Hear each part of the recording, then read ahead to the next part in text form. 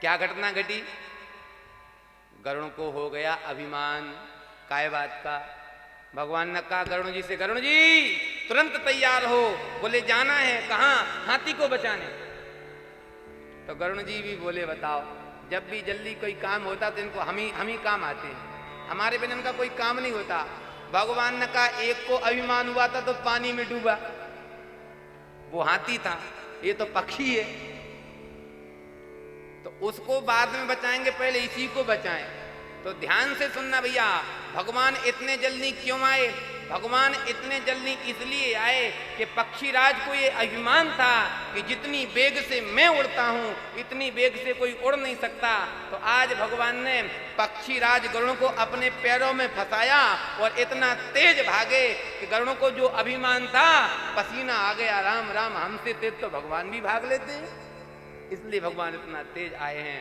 और आज भगवान जैसे ही आए हैं, हाथी ने एक कमल का पुष्प लिया है, गोविंद को दिया है, गोविंद ने सूंड पकड़ के हाथी को निकाला है, चक्र सुदर्शन से महाराज ग्राह का उद्धार कर दिया है। परीक्षित ने कहा माफ करना गुरुदेव, उद्धार करने तो आए थे हाथी का, मगर का क्यों कर दिया?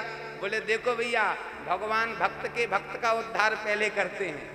ठाकुर जी ने सोचा अगर ग्राह इसका मगर इसका पैर नहीं पकड़ता तो ये मुझे याद नहीं करता, तो इसकी मुक्ति बाद में करेंगे, पहले पैर पकड़ने वाले की मुक्ति।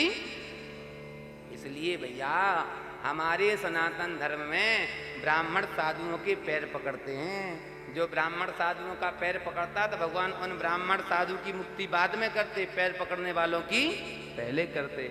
इसलिए प्रणाम करने में संकोच मत किया करो।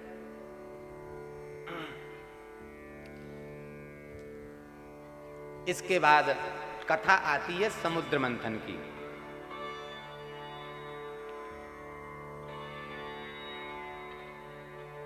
देवता दैत्य आक्रमण करते हैं, स्वर्ग पर विजय प्राप्त कर लेते, देवता यहां वहां भागे भागे फिरते।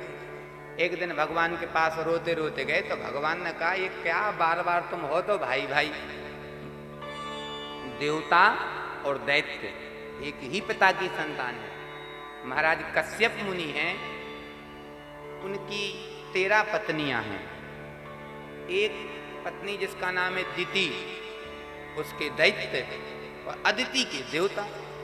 तो बोले भैया अपनी 2 माताएं अलग अलग हैं, पिता तो एक ही है, और हम आपस में लड़ते हैं, खून खराबा होता, कभी कोई मरता कभी कोई मरता, क्या करें? भगवान ने कहा एक काम करो, समुद्र मंथन कर लो, उसमें से निकलेगा अमृत। तो बोले अपन मिल बांट के पी लेंगे, रोज डंडा बजने दो, मरेगा कोई नहीं। दैत्य और देवता बोले बात तो अच्छी है। अब गए महाराज दैत्यों के पास, दैत्य बोले ठीक है करो समुद्र मंथन। अब समुद्र मंथन हुआ शुरू। इसलिए ध्यान से सुनना, जीवन में कोई भी काम करो तो गणेश जी की पहले पूजा करो। अब देवताओं ने गणेश जी का पूजन किया नहीं और समुद्र मंथन शुरू कर दिया, तो गणेश जी ने अपने कान हिलाए तो विघ्न पैदा हो गया। क्या विघ्न पैदा हो गया? बोले मद्राचल पर्वत को ला रहे थे मथानी बनाने के लिए, गणेश जी ने जैसे कान हिलाए तो मद्राचल पर्वत की बड़ी बड़ी शिलाएं धड़क धड़क के गिरने लगी। तो किसी का हाथ टूटे, किसी का पैर टूटे, किसी का सर फूटे। क्या करें? भगवान विष्णु बोले पहले गणेश जी की प्रार्थना पूजा करो। सबने गणेश जी को मनाया, तो ही गणेश जी को लंबोदर को एक लड्डू रखा, तो ही गणेश जी लड्डू खाने में हो गए खुश, विघ्न भाग गया और महाराज मथानी के रूप में मद्राचल को रख दिया। अब रस्सी काहे की बनाएं?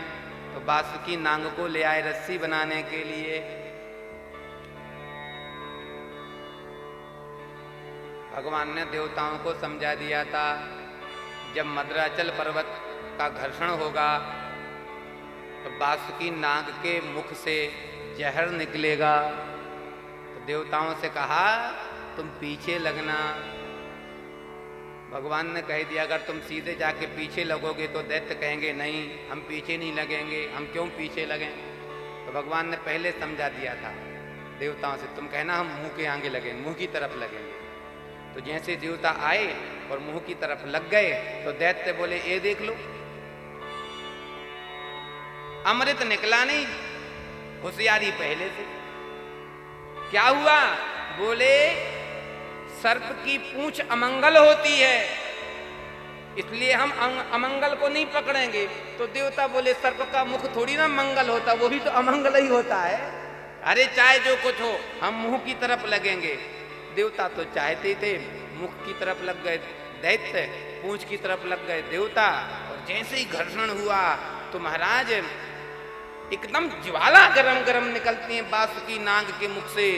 दैत्य लोग जलते हैं। एक बोलता भैया और पकड़ ले मुंह, अब भोग जैसे तैसे। देखो भैया, जीवन में जब कोई अच्छा काम करोगे, कोई मंगल काम करोगे, हमारे आपकी छोड़ो, देवता लोग अच्छा काम कर रहे थे अमृत के लिए, लेकिन निकला जहर। जीवन में जब अच्छा काम करोगे तो कलंक रूपी जहर पीने के लिए तैयार रहना। लोग नाना प्रकार के लांछन उठाएंगे, लांछन लगाएंगे। कई कई संस्थाएं अच्छा काम करती हैं और लोगों का क्या, कहने वाले अच्छा कहते, बुरा कहने वाले बुरा कहते। पर मैं निवेदन करूं, अपने पथ से और अपने नियम से डिगना नहीं, काम पक्का करना है। कहने वाले दुनिया का क्या,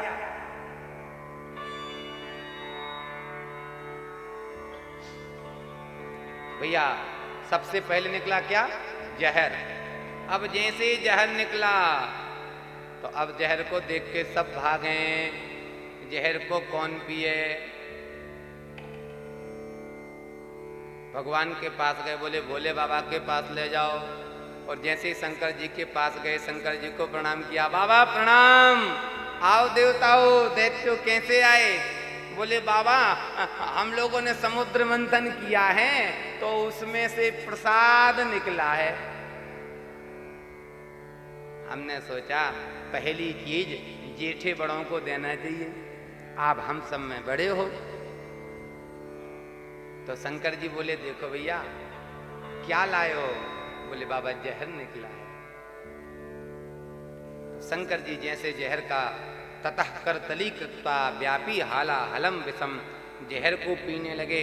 तो शंकर जी को पार्वती की याद आ गई, शायद मैं जहर को पीऊं और पधार गया तो इसका क्या होगा? देवी इतकुमयो, क्यों? क्योंकि जब विवाह होता है तो विवाह में सप्तपदी होती है, वचन होते हैं 7-5। 7 वचन पति पत्नी को देता है और 5 वचन पत्नी पति को देती है एक आधे आध।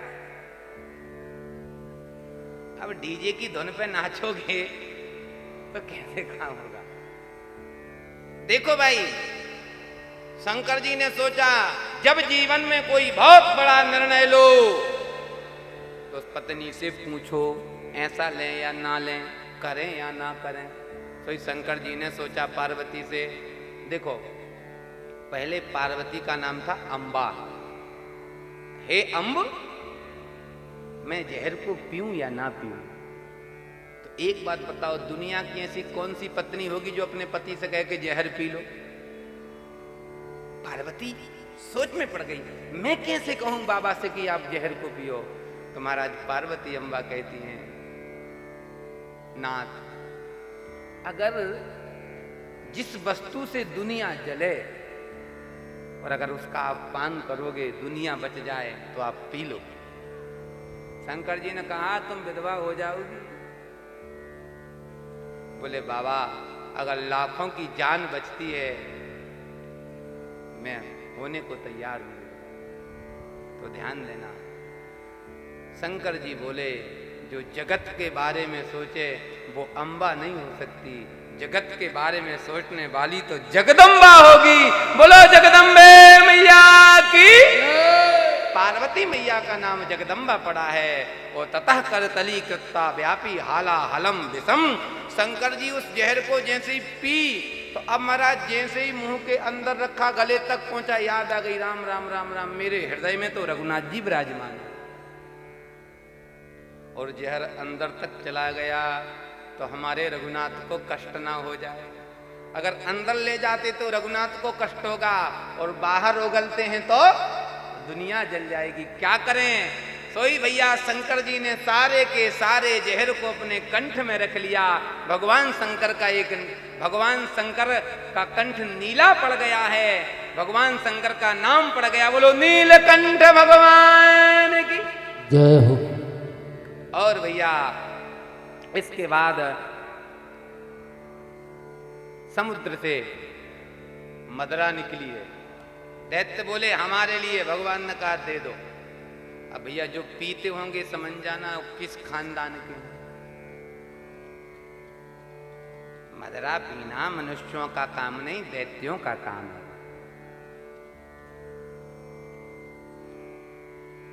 इसके बाद में कल्प वृक्ष निकला। देवता बोले हमारे लिए, भगवान ने कहा ले लो। उच्चैश्रवा घोड़ा निकला, बलि बोला हमारे लिए, भगवान ने कहा ले लो। ऐरावत हाथी निकला, इंद्र बोला, भगवान ने कहा ले लो। इसके बाद गौ माता निकली हैं, महात्मा बोले कछु हमको भी मिलना चाहिए, भगवान ने कहा ले लो।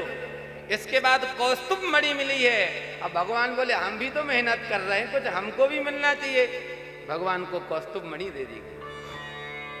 अप्सराएं निकली हैं, भगवान बोले स्वर्ग की संपत्ति है।